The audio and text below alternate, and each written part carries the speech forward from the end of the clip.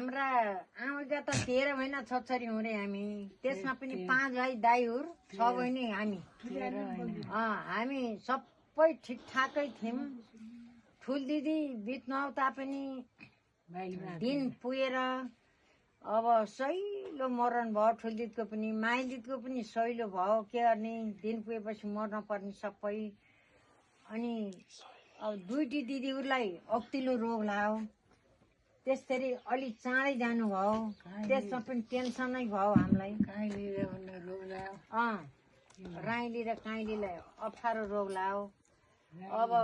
श्यामदाई पनि छिटो जानुभयो साइलाई चाहिँ त्यसै गरेर जानुभयो अहिले माइललाई त दिन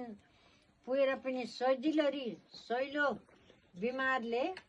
एकदम सहिलो मर्नु भयो भन्ने सुन्यौँ अब हाम्रो पालो आएको छ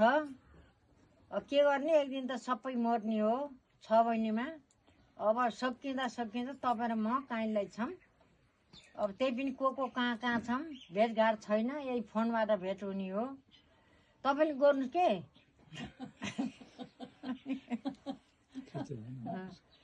त्यस्तै हो के गर्ने टेन्सन गरेर भएन सबैभन्दा अक्तिलो दिन बुढे सोचेन सबैभन्दा जीवनको अक्तिलो क्षण भनेको बुढेसको क्षण हो छ अब के न साट्ने न फेर्ने न फर्काउने जे भयो भोग्न पर्यो जे भयो दुःख पाएर दुःख त रोग अप्ठ्यारो लाग्यो दुःख त छोरी गोतीलाई थिए स्याहार समार राम्ररी गरे हुन् बचाउन सकिन्छ कि भनेर गर्ने जात गरे अब सकेन अब कान्छीको पनि त्यस्तै हो छोराहुर थिए गोइतला गरे हुन् स्याहार समार